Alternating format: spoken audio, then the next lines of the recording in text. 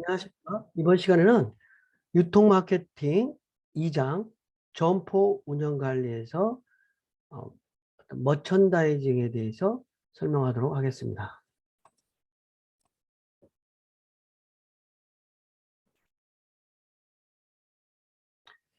MD, 머천다이징 및 VMD, 비주얼 머천다이징에 대해서 설명을 하는데요.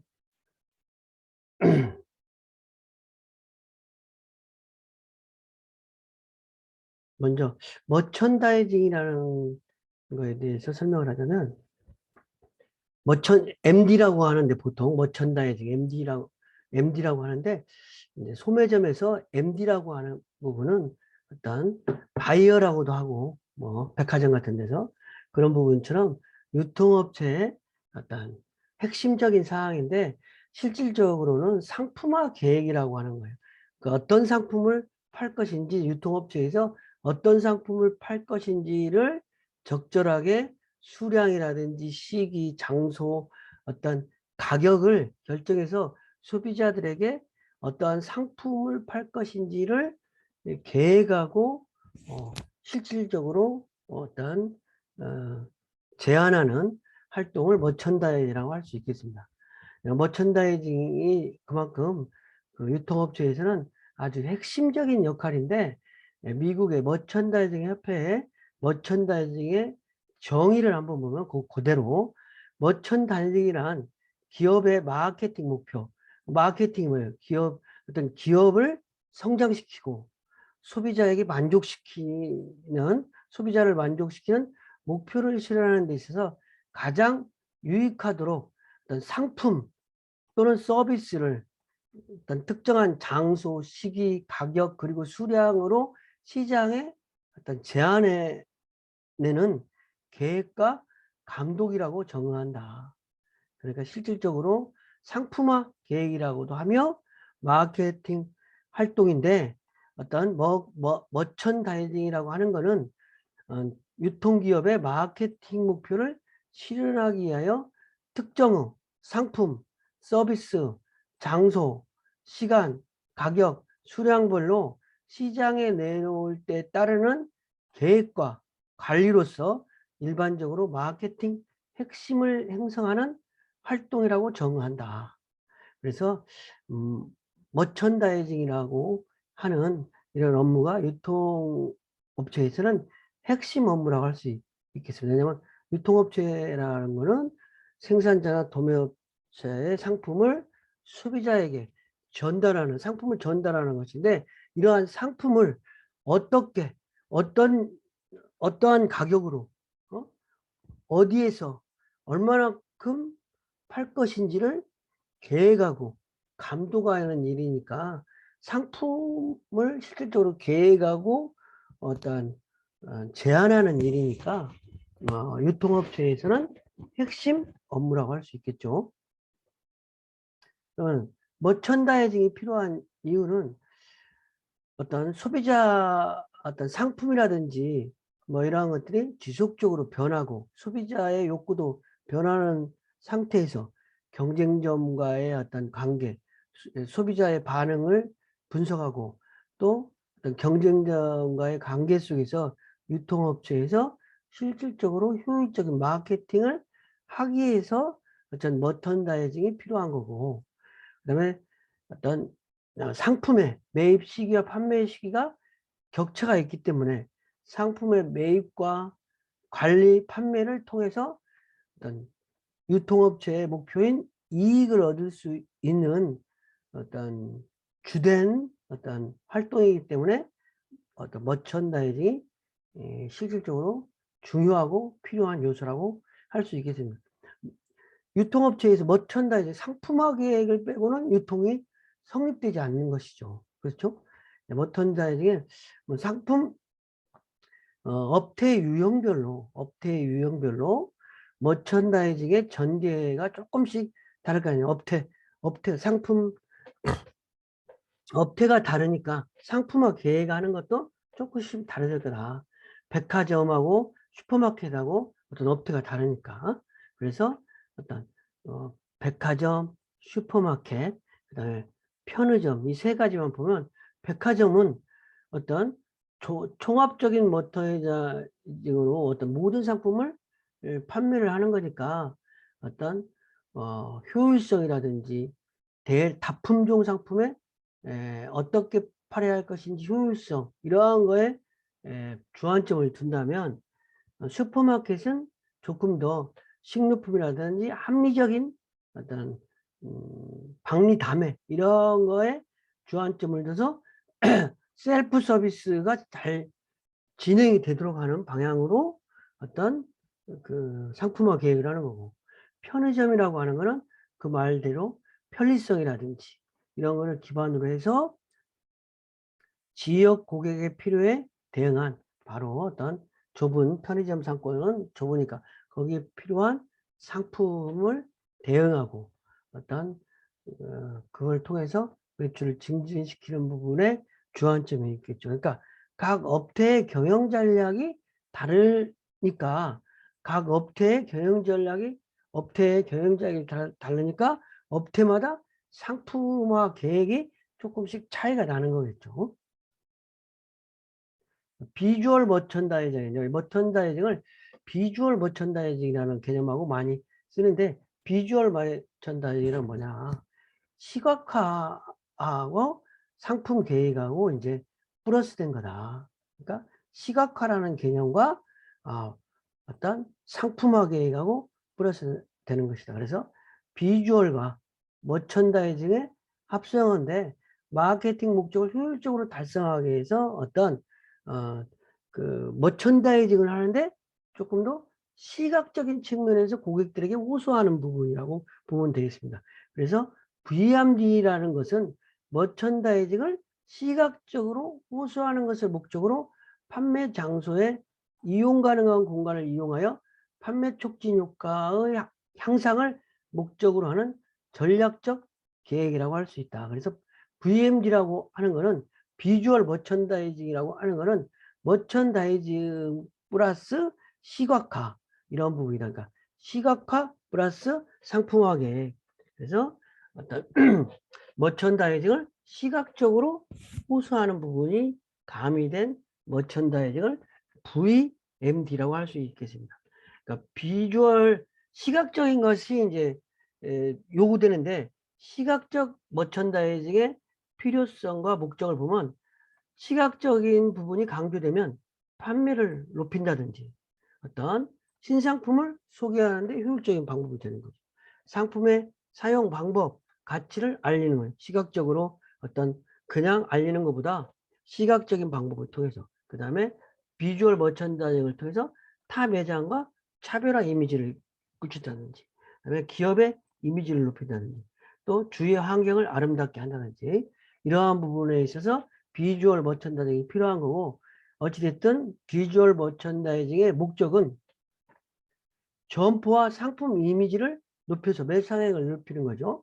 그 다음에 타 점포와 차별화 전략, 그 다음에 즐거운 쇼핑 분위기, 효율적인 매장 구성. 그러니까 비주얼 머천다이징이라고 해서 어떤 백화점 어떤 안에 1층 매장이라든지 이런데 포인트를 줘서 거기에 대형 어떤 장치 장식물이라든지 대형 산타 크리스마스 추리를 만든다든지, 아니면 뭐 요즘 같으면 디지털과 결합해서 전광판이라든지 이런 거를 통해서 크리스마스 추리라든지 이런 것들을 시각적으로 표현하면 고객들이 단순하게 상품을 사는 것 플러스 그 매장을 이용하면서 즐거움을 느낀다는 거죠.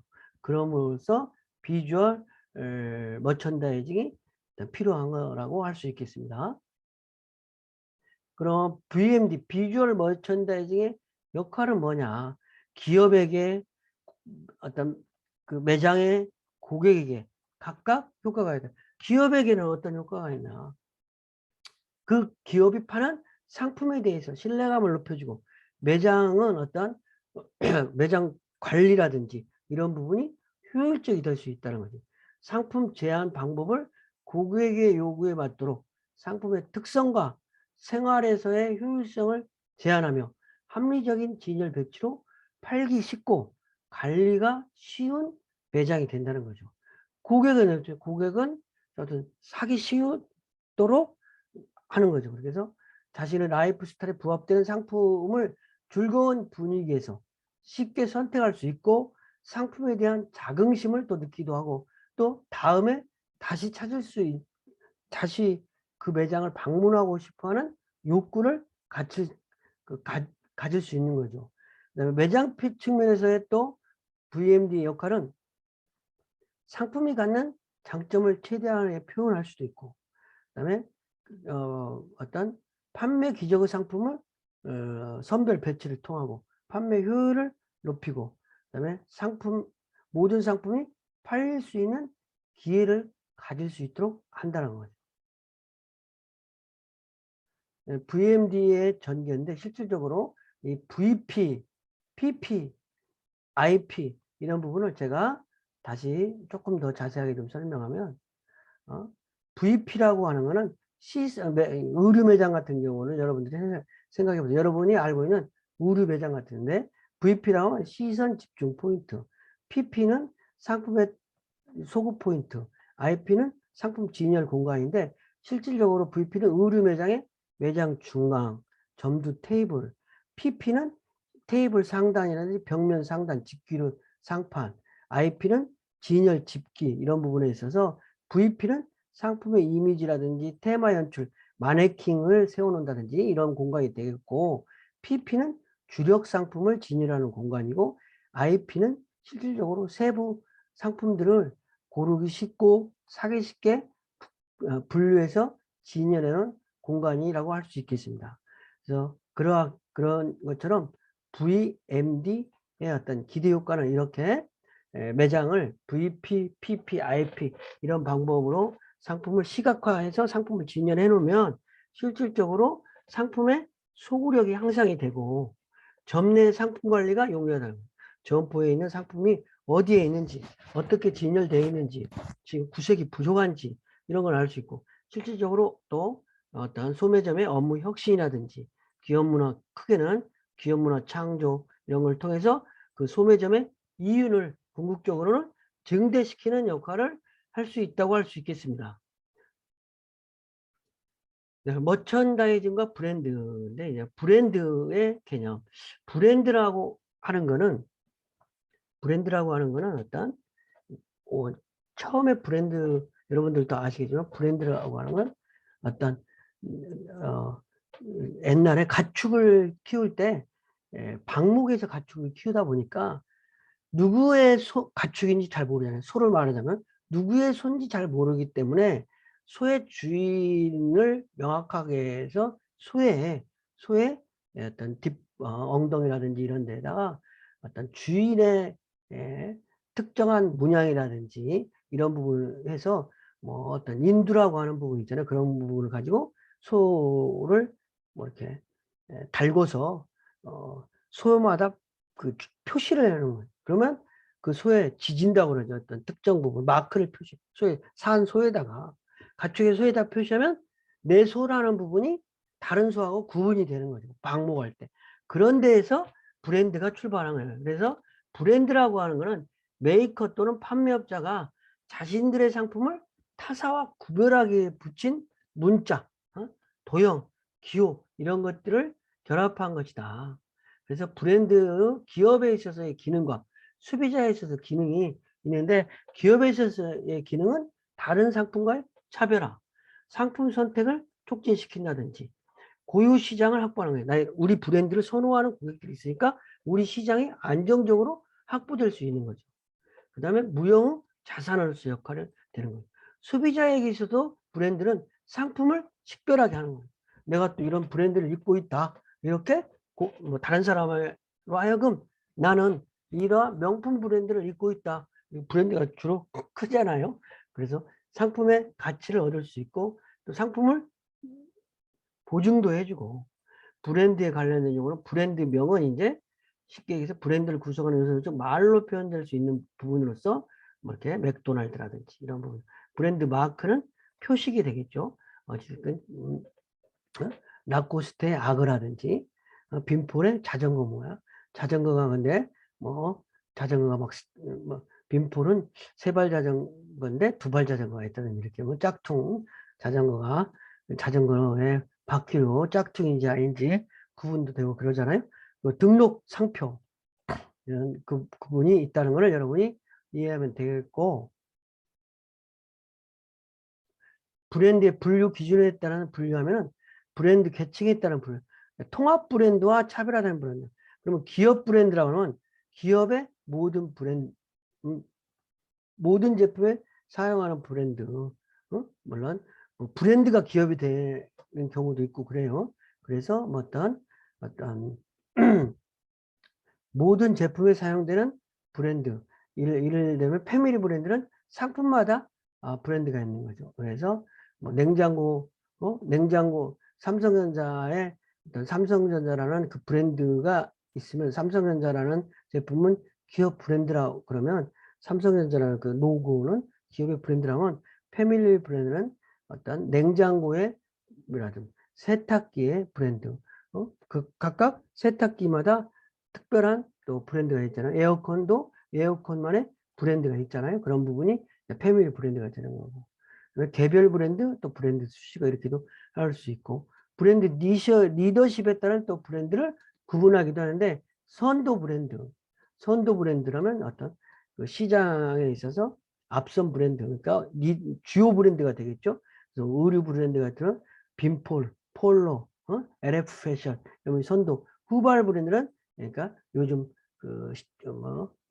후발주자들의 브랜드, 모방 브랜드, 그러면 모방한 브랜드, 모조 브랜드는 모사 브랜드, 모사하면 안 되겠죠. 그 다음에 가격에 따른 분류는 명품 브랜드, 명품 브랜드, 프리미엄 브랜드, 일반 브랜드, 영가 브랜드 이렇게 나누는다. 명품 브랜드는 이제 주로 샤넬이라든지 프라다, 그다음에 영가 브랜드는 이제 뭐 어떤 동대문표 시장 브랜드 이런 부분이 영가 브랜드라고 할 수 있겠어요. 근데 이제 뭐 항상 영가는 영가가 되는 게 아니라 형지 패션, 형지 그룹에서 에스콰이어 이런 거 나오는 형지 패션이 예전에는 시장 브랜드인데 요즘 이제 아주 어떤 의류 패션 브랜드로서 상당히 뭐 한섬이나 이런 부분하고 같이 경쟁을 하는 브랜드가 됐죠.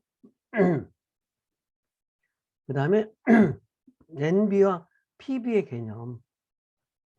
이 개념은 많이 좀 여러분들이 꼭 알아야 되는데, 그러니까 NB는 내셔널 브랜드라는 거고, PB는 유통업체 브랜드로서 프라이베이트 브랜드인데, 이게 브랜드의 NB냐 PB냐는 어떤 브랜드 소유권이 누구 있느냐에 따라서, 그래서 NB라고 하면은 이제 제조업체 브랜드고, PB라고 하면 유통업체 브랜드를 말하는 것인데, 제조업체 브랜드는 제조업체가 자사 제품에 대해서 브랜드를 결정하는 것이고, 유통업체 브랜드는 유통업체가 어찌됐든 제조업체가 제휴를 해서 자기네 유통업체에서만 판매하는 브랜드가 되겠죠.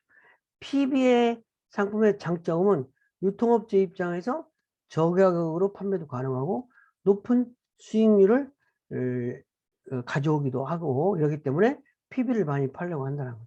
근데 소비자는 일반적으로 MB를 더욱 선호하는데 유통업자들은 PB를 더욱 선호하는 거죠. 왜냐하면 이익금이 PB가 더 많이 나니까. 그렇죠? 그런 부분이 차이가 있을 수 있다는 거죠. 브랜드 자산이라고 하는 것은 브랜드의 가치, 이러한 개념이라고 보면 되겠어요. 그래서 브랜드 자산이란 고객이 어떤 상표에 대해서 로열티, 호감을 갖게 됨으로써 그 상표를 붙이고 있는 상품 가치가 증가된 부분이다.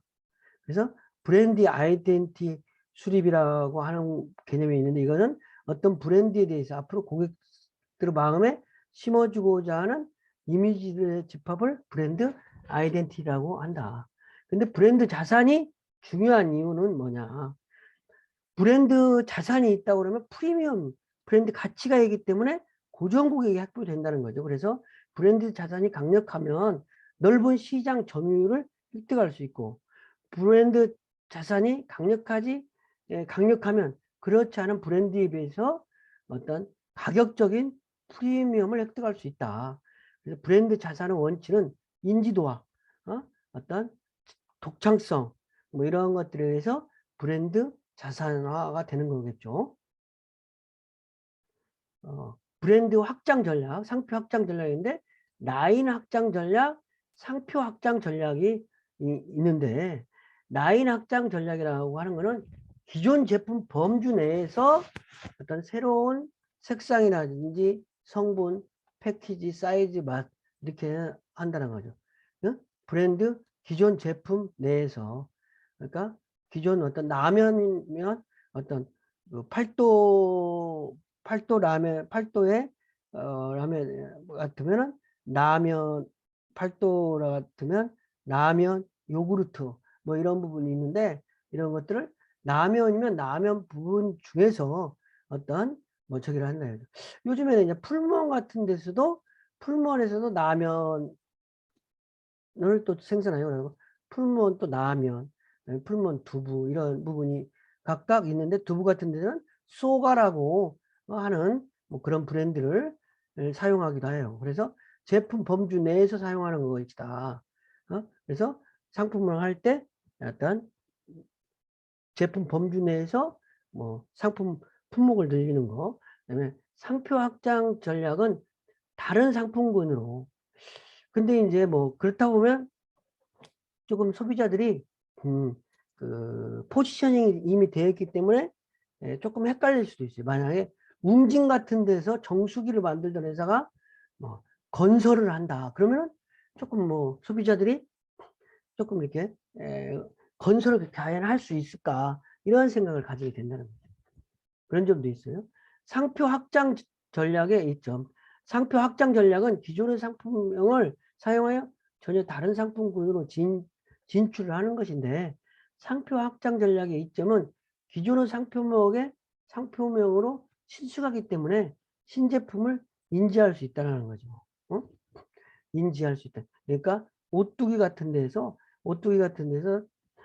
그 이전에는 케찹, 마요네즈, 식용유만 하다가 뭐 참치도 하고 뭐 이렇게 하는데 오뚜기라는 브랜드가 있기 때문에 라면 같은 경우는 지금 오뚜기가 상당히 뭐 거의 농심하고 거의 이제 경쟁하는 관계가 됐는데 예전 그런 부분이 라면을 오뚜기가 처음 나올 때만 해도 오뚜기 브랜드를 이용했는데 요즘은 오뚜기가 라면으로 더 많이 어떤 부분 알려지기도 하죠.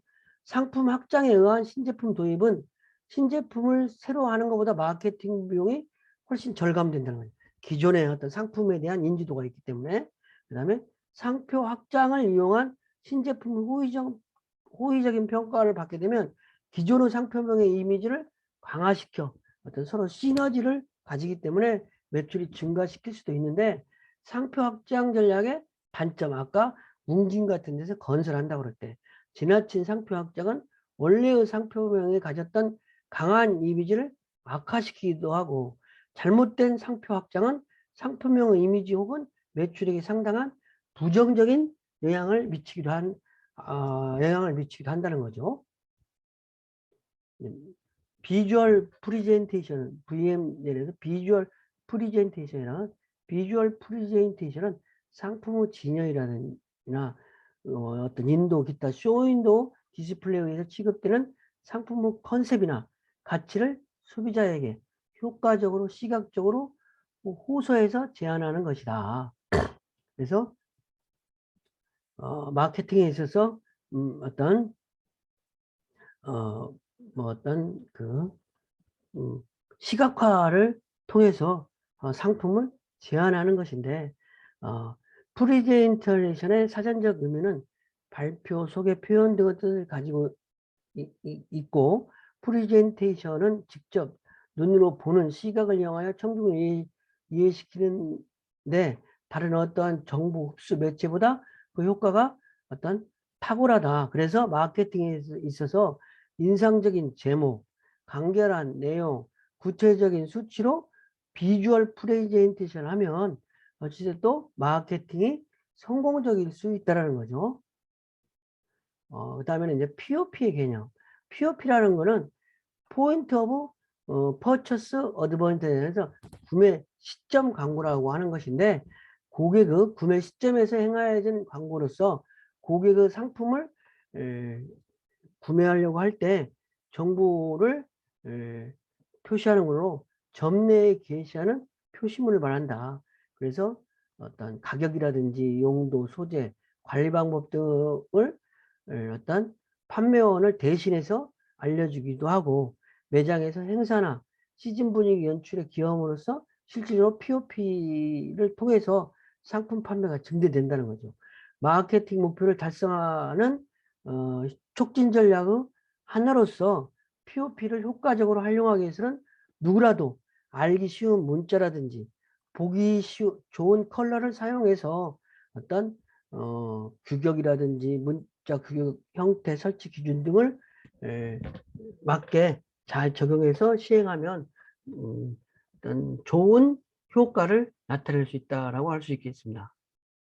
POP의 기능은 POP 뭐 다시 한번 얘기하면 구매 시점에서 어떤 상품 설명서, 셀링 포인트를 같은 것을 안내해주는 광고를 말하는 것인데, 그 POP 기능은 충동을 통한 상품의 판매와 기업 판매를 도와준다. 그다음에 삼정 거래를 창출시키고 어떤 소비자의 주의를 끌기도 하고, 소매점에 좋은 호의와 협력을 구하기도 하고, 상표 인식과 촉진에 도움이 되고, 상품 판매 경로로서 어떤 점포를 인식시켜주는데 도움이 되고, 도매 상인은 좋은 호의와 협력을 구할 수도 있잖아요. 상품 어떤 유통업체에서 POP를 잘 쓰면은 도매업체가 자기가 공급된 상품을 이렇게 잘 판매하는구나 해서 어떤 그 도매업체에게 호의적인 기능을 갖게 한다는 거죠. POP의 역할은 분위기를 연출하든지, 고객들에게 상품을 설명해 준다든지, 행사를 안내, 판매 계획이나 뭐 요즘 슈퍼마켓 같으면 2주, 4주 SSM, 그러니까 큰 롯데 슈퍼, 어떤 GS 슈퍼 이런 그 SSM이라고 하는 슈퍼마켓은 두 번째 주, 네 번째 주 휴무를 하잖아요. 그래서 그런 거는 휴무 안내 같은 걸 POP를 통해서 점내에 알리면은 소비자들이 두 번째 주, 네 번째 주는 휴무구나 이렇게 안다는 거죠. 매장을 안내하는 거. 매장에 어디로 가면 뭐 화장실이 있다든지, 또 어디로 어느 쪽으로 가면은 식품에 뭐 농산물이 있다든지, 아니면 공산품 매장이 어디가 있다든지 이러한 부분이 있다. 그리고 광고 효율을 증대시킨다. 그러니까 TV, 라디오, 신문, 잡지, 전단 광고 이런 걸 통해서 얻은 정보를 현장에서 이해하기 쉽도록 다시 설명으로 안내해 주니까 POP는 어떤 광고 효율을 증대시키는 역할도 한다는 거죠.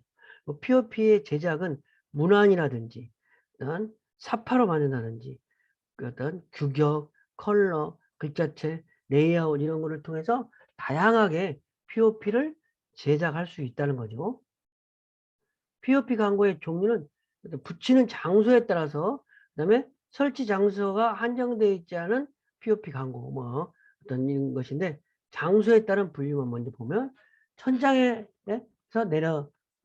내린 어떤 실링 디스플레이라든지, 진열된 상자에 설치하는 쉘프 디스플레이라든지, 마루에 설치하는 플로어 디스플레이, 어떤 바닥에다가 어떤 그 들어가는 곳이라든지 이렇게 안내 표시가 있고, 쇼윈도우에 설치하는 쇼윈도우 디스플레이, 쇼케이스 내에 설치하는 쇼케이스 디스플레이, 이러한 것들 등 POP 광고가 있다고 할 수 있겠습니다. 자, POP 운영 시 고려 사항은, POP를 만들 때, 그러니까 구매 시점 광고의 고려 사항은 소요 비용, 예산에 대한 검토를 해야 된다. 내용을 이해하기 쉽고 빠르게 이해할 수 있는 내용으로 어떤 POP를 고지해야 된다.